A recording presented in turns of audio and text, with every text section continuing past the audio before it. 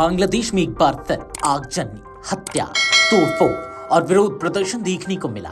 पूर्व प्रधानमंत्री शेख हसीना के बाद मोहम्मद यूनुस के कार्यकाल में भी बांग्लादेश की जनता सड़कों पर उतरी और जमकर नारेबाजियां की, जिसकी चर्चाएं देश विदेशों में जमकर हो रही है। हद तो तब हो गया जब बांग्लादेश में हिंदू युवक की पीट पीट कर हत्या कर दी, जिस पर कांग्रेस सांसद प्रियंका गांधी भड़क गई और मोदी सरकार से बड़ी अपील की। उन्होंने इस घटना को मानवता के खिलाफ अपराध बताते हुए कहा कि किसी भी सभ्य समाज में धर्म, जाति या पहचान के आधार पर हिंसा और हत्या स्वीकार्य नहीं हो सकती। साथ ही भारत सरकार से पड़ोसी मुल्क में बढ़ती हिंसा का संज्ञान लेने की अपील भी की है। तो वहीं इस पर कांग्रेस सांसद शशि थरूर का भी विचार मिलता जुलता ही सामने आया। शशि थरूर ने कहा, भारत बांग्लादेश के आंतरिक मामलों में सीधे हस्तक्षेप नहीं कर सकता, लेकिन अपने कूटनीतिक प्रभाव के जरिए वहां की सरकार को रचनात्मक कदम उठाने के लिए प्रेरित जरूर कर सकता है। दरअसल बांग्लादेश के मैमनसिंह में 25 वर्षीय हिंदू युवक दीपू चंद्र दास की कथित ईर्ष निंदा के आरोप में भीड़ ने बेरहमी से हत्या कर दी। इस घटना के बाद भारत समेत कई जगहों पर तीखी प्रतिक्रिया देखने को मिली। एक अखबार को दिए इंटरव्यू में शशि थरूर ने कहा कि भारत ने बांग्लादेश के निर्माण और विकास में ऐतिहासिक भूमिका निभाई है।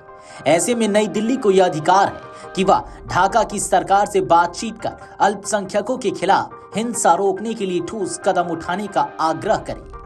उन्होंने कहा, भारत किसी पड़ोसी देश के घरेलू मामलों में दखल नहीं दे सकता, लेकिन अपने कूटनीतिक रिश्तों का इस्तेमाल कर बांग्लादेश सरकार को सकारात्मक दिशा में कदम उठाने के लिए प्रेरित जरूर कर सकता है। शशि थरूर ने अगस्त में शेख हसीना के सत्ता से हटने के बाद बांग्लादेश को लेकर मोदी सरकार के संतुलित रुख की सराहना की। साथ ही उन्होंने यह भी कहा कि भारत को बांग्लादेश में समावेशी लोकतंत्र स्थापित करने वाली ताकतों का समर्थन करना चाहिए। उन्होंने बताया कि संसद की विदेश मामलों की स्थायी समिति ने हाल ही में इस मुद्दे पर एक रिपोर्ट तैयार की है, जिसमें सरकार के दृष्टिकोण की प्रशंसा करते हुए लोकतांत्रिक मूल्यों के समर्थन पर जोर दिया गया है। दीपू चंद्र दास की हत्या ऐसे समय में हुई है जब बांग्लादेश पहले से ही अशांति के दौर से गुजर रहा है। छात्र नेता शरीफ उस्मान हादी की मौत के बाद ढाका समेत कई इलाकों में प्रदर्शन और हिंसा भड़क उठी थी। हादी पर 12 दिसंबर को जानलेवा हमला हुआ था और इलाज के दौरान सिंगापुर में उसकी मौत हो गई। इन घटनाओं ने न सिर्फ बांग्लादेश के भीतर हालात को तनावपूर्ण बनाया है, बल्कि भारत बांग्लादेश संबंधों पर भी असर डाला है। हालांकि आपको बता दें कि बीते दिनों पूर्व प्रधानमंत्री शेख हसीना ने मोहम्मद यूनुस के नेतृत्व वाली यूनुस सरकार पर हमला बोला है। हसीना ने आरोप लगाया कि जिस अराजकता ने उनकी सरकार को गिरा दिया था, वह मोहम्मद यूनुस के शासन में कई गुना बढ़ गई है। समाचार एजेंसी एएनआई के साथ ईमेल पर दिए इंटरव्यू में हसीना ने बांग्लादेश में अल्पसंख्यकों पर हमले को मुद्दा भी उठाया।